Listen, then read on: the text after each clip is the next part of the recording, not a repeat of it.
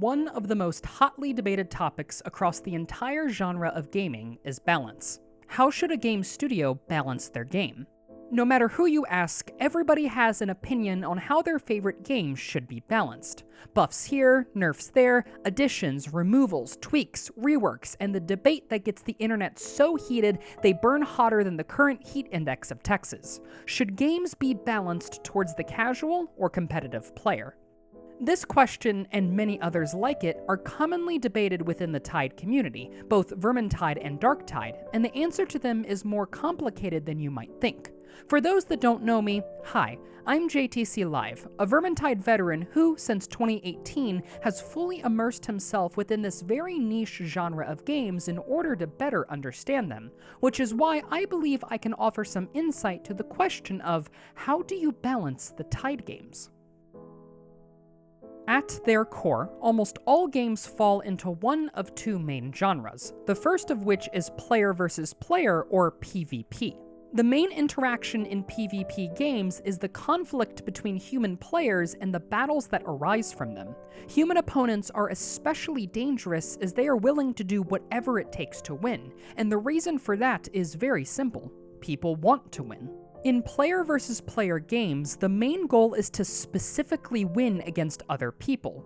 Even in hybrid games where the main objective is not PvP focused, greater emphasis and thought is usually put by the players into PvP encounters since people are vastly more dangerous than AI. This is because AI abide by a very specific set of rules within the game that they will always follow and never deviate from, as they are not players trying to win a game, but just an obstacle that was placed within the game itself. This in turn makes them predictable and easily able to be countered through knowledge of how they function. Human players, however, will never abide by the same set of rules unless those rules apply to everyone else within the game, which in turn makes them unpredictable, crafty, and deadly, and developers have to take this into account whenever they balance their games. Due to this desire to win, players will take any advantage they can get over their opponents, no matter how seemingly small it is. The entire idea of the meta in gaming exists solely because people will naturally gravitate towards the stronger options available to them, as it gives them the greatest advantage over their enemies for the least amount of effort. When balancing their game, developers have to take extra precautions to ensure that no specific option available to the players is vastly stronger than the rest, and if a big enough mistake is made when balancing, then there must be quick action taken by the developers to curb that mistake, because it could otherwise lead to abuse, frustration, and in the worst case scenario, the death of a game. These kinds of games must also see constant balance changes in order to keep the meta shifting between seasons, otherwise the game will eventually begin to feel stale and people will become bored. This requirement for constant balance tweaks and high levels of accuracy during them leads to PvP games being on the more difficult side of things when it comes to balancing. The second of these games is referred to as player versus environment, or PvE. The main interaction in PvE games is the conflict between the human player and AI-controlled obstacles, which could refer to AI-controlled mobs like soldiers or zombies, or passive obstacles like hunger meters and weather effects, which one might encounter in a survival game. Typically, these games are able to be mastered through knowledge of how the game works, and if they require mechanical skill, muscle memory. When it comes to PvE games, balance tends to be more simple and relaxed than their PvP counterparts. Because AI are not actual players that have to be kept happy, you only have one side that you have to balance for. Additionally, the requirements for accuracy when balancing is almost entirely gone, since the two sides that fight will never play by the same rules and the developers have direct control over one of the sides. If they don't want the AI to take advantage of a certain item or tactic, they can just program them not to. And if they make a small mistake and the human players take advantage of a stronger item, then it doesn't really matter since the AI will always continue to be there. Of course, balancing a game to improve it is never a bad thing and is always welcome, but for PvE games, it's not always needed. The only time when balancing is needed is during extreme circumstances where player input is directly devalued, either by the actions of the AI or by the existence of something within the game.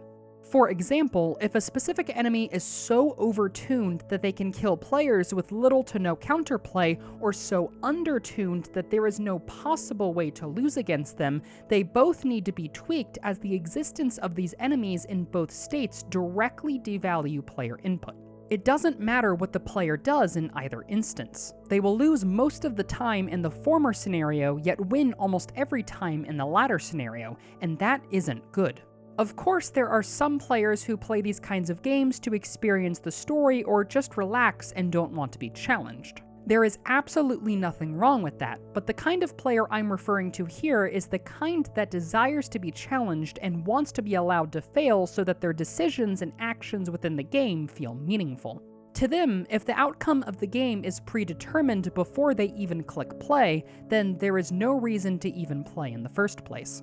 Something a bit more familiar to us as Tide players, though, is weapon balancing in games that allow for loadout selections, which should be balanced in a very simple way.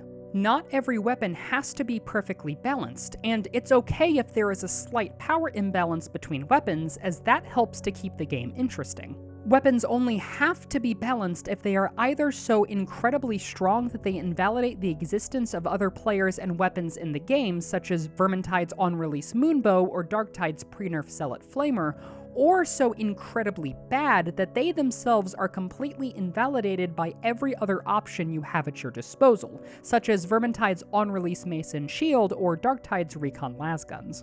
Now that we've talked a bit about balancing for both sides of gaming, the question that still stands is, how should you balance the Tide games like Vermintide and Darktide?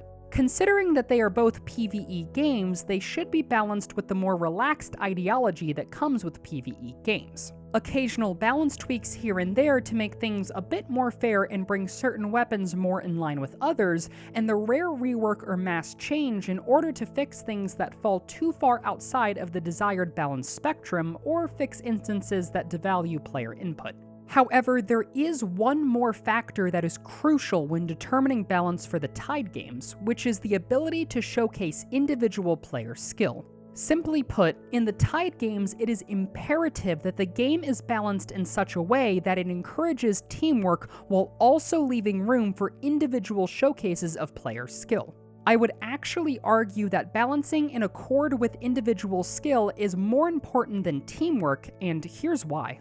PvE games are typically less popular than PvP games. This point is especially true with Darktide and Vermintide, who both sit below 6,000 average players daily. In order to keep these players, the developers have to make the game in such a way that allows for players to drop in and out of games with minimal effort and commitment, as the casual gamer is what keeps these games alive and thriving. And what do casual gamers tend to gravitate towards in every game? Quick play. Quick play is the lifeblood of these games. If the quick play experience is miserable, then the casual gamer will leave and never return. And while some may stick around and try to find people to play with through third-party sites like Reddit or Discord, it will not be the majority of people. Barring technical issues, there is only one thing that makes quick play miserable, and that is required teamwork. If a game is so difficult it requires teamwork, then quick play is an absolutely miserable experience, as you cannot expect 4 random people to work together 100% of the time. If you want a practical example, look at Back 4 Blood. On its launch, Nightmare difficulty was so impossibly difficult and required such precise and flawless teamwork that quick play for the difficulty was pretty much dead on arrival. Add on the lower difficulties also being unbalanced in the opposite direction, and quick play was so awful that not many people played it, which hurt the game's overall player base pretty significantly. Anyway, too much teamwork in the Tide games is bad, but not enough teamwork is also bad because it's not really a team-based game at that point, so you can see where it becomes difficult to find a balance. That's not all though. There also needs to be enough wiggle room to allow for showcases of individual skill, or in other words, people of a higher skill level should be able to carry games if necessary. This in turn does 2 things. 1, it makes it so that quick play is not inherently an awful experience, since you can just carry your games if you're skilled enough, and 2, it gives players a reason to get better. A lot of people who spend time in these games have a desire to get better because they want to be able to solo clutch situations because it's very impressive to watch, and there really isn't a bigger serotonin boost than saving a run completely by yourself that would have otherwise been lost. Clutching can't just be so easy that anyone can do it though. There must be a certain kind of, for the lack of a better term, gate of entry that blocks you from doing that until you meet certain requirements. These requirements could be gear-related, but that would result in a plethora of issues, including player retention to, as we've seen from Darktide, frustrations over RNG and gear restrictions that serve to arbitrarily increase player retention, but the better option by far is requiring a certain amount of skill. Despite their shortcomings, Fatshark has actually done really well in the balancing aspect of Vermintide. There is a slight gear requirement, but in order to reliably clutch, you need lots and lots of practice, which takes hundreds of hours, something that is realistically obtainable to casual players who really want it, and also helps to reduce the misery of quick play, and in order to reliably solo carry, you need even more practice, which extends the required time to the thousands, which is realistically obtainable to the veteran players who want to give the game everything they've got. To reiterate, I'm not saying that Fatshark should never balance their games, or that they should only balance it when a Zealot Flamer or Elven Moonbow pops up.